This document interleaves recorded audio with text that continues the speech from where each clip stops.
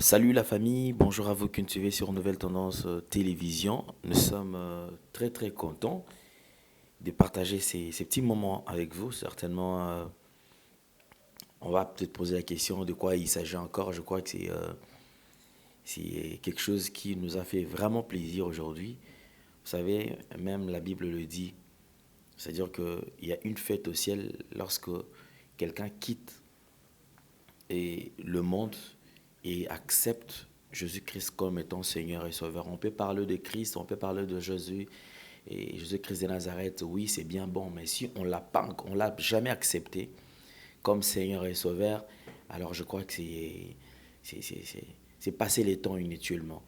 Mais une fois où on l'accepte, on commence une nouvelle marche, on commence une nouvelle vie avec lui.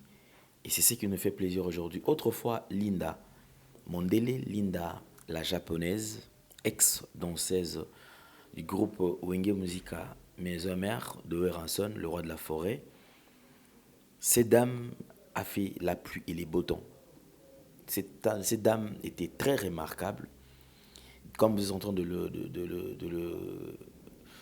suivre cela, vous verrez que une danseuse qui était de teint clair, qui dansait bien, et est venue, elle a intégré les groupes, elle était trop jeune. On est en train de suivre cela en image, mais aujourd'hui, ce qui nous a plus intéressé, c'est son baptême.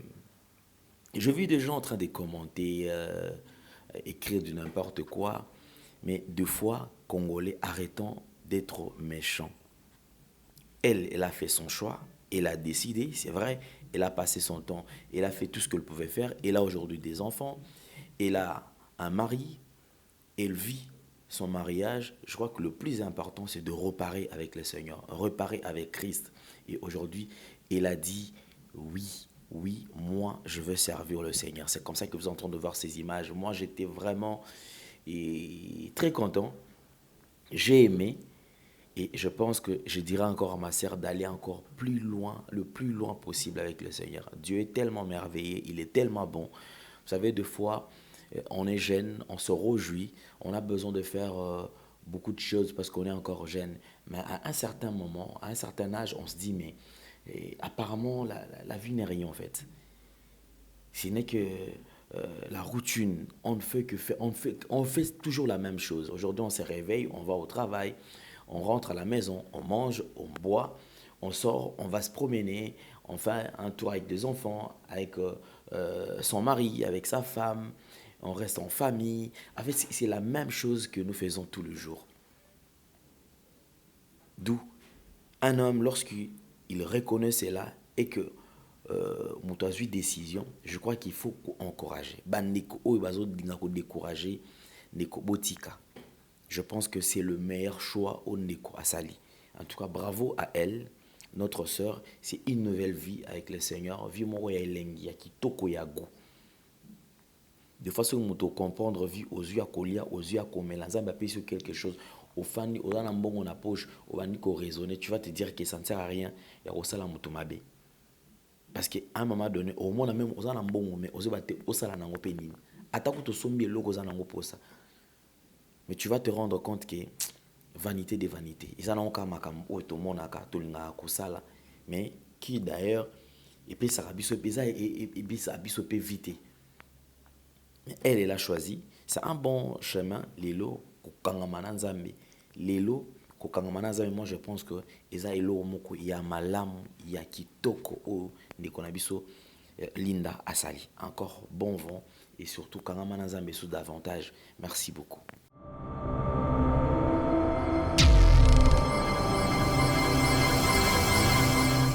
Maxi Bien-être is a dietary supplement.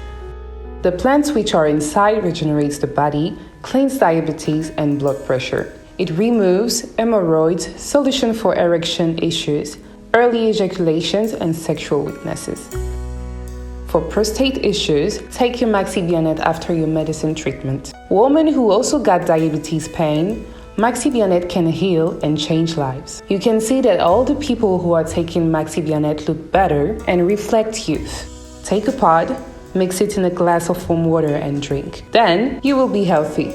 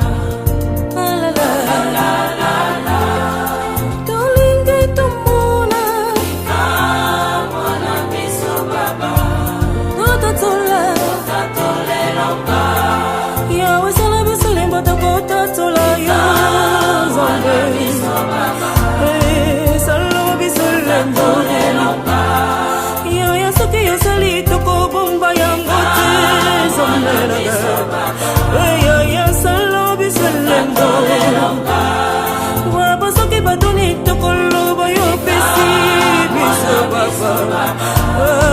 Salo biso lendo. Babambula yo totatula yo zonde. Totatula yo.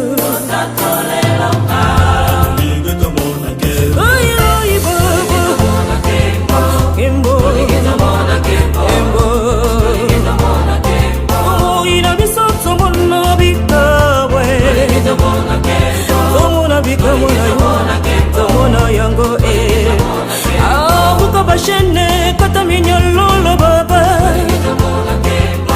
Tomona kengo, tomona yango basali na yo bamona bikabwe. Basali na yo bamona bikabwe.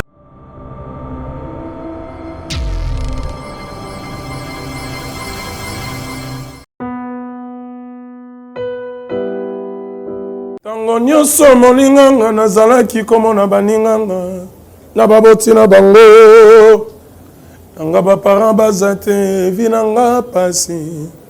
Eske kokufela baboti eza lisumu? Kozanga baboti eske eza lisumu? Voilà, naye kopesa bino message. L'orphelinat Christ rédempteur e ana posa lisunge na bino. Tala musala munene ezosala mpona bana.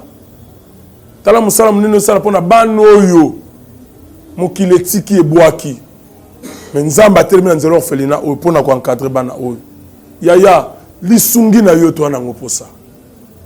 Un euro no toa nango posa mpona mwana moko. Tango mwana moko alie nzambe ya bitike oyo ya permettre ete na nzela no mwana alia akobosa na ote. Voilà message ya l'orphelinat Christ rédempteur toa na besoin lisungi na bino. Ba numéro eza na se kota contact na biso assistance na yo et aux alisungi pour na bana. Que le Dieu des orphelins a bénir diama mtu nyoso ja tali kanisa ko sala quelque chose pe osali yango zamba pambola bino.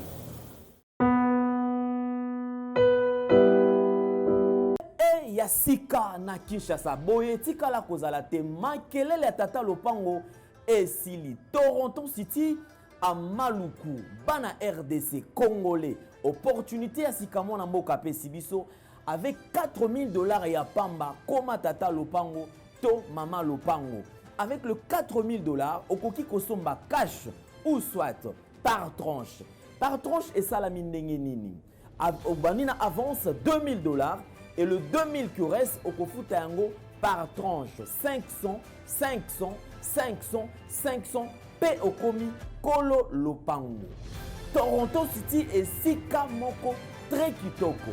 Parcelle cadastrée, urbanisée, avec beaucoup d'espace. Nyon surtout okoluka okokuta yango. Mais narata, terrain de vente sur un site accessible, urbanisé, cadastré, plat, désherbé, avec espace de jeu, espace vert, magasin, marché, peignon surtout pembeni. Ezali solo te, tala peyoka. Alors tu as une concession Toronto City. Tu as une commune à Maluku, dans la ville province de Kinshasa, dans la République démocratique du Congo.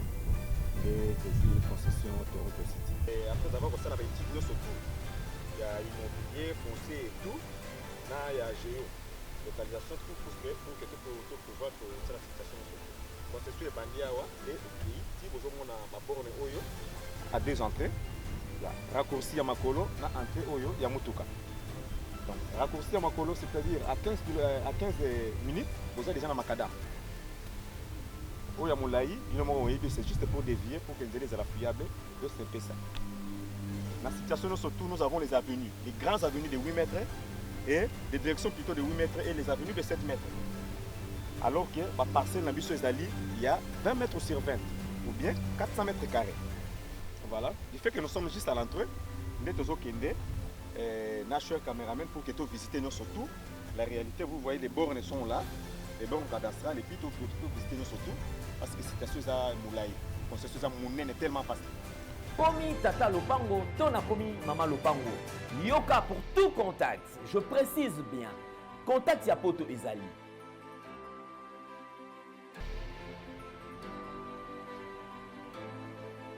ya Kinshasa ezali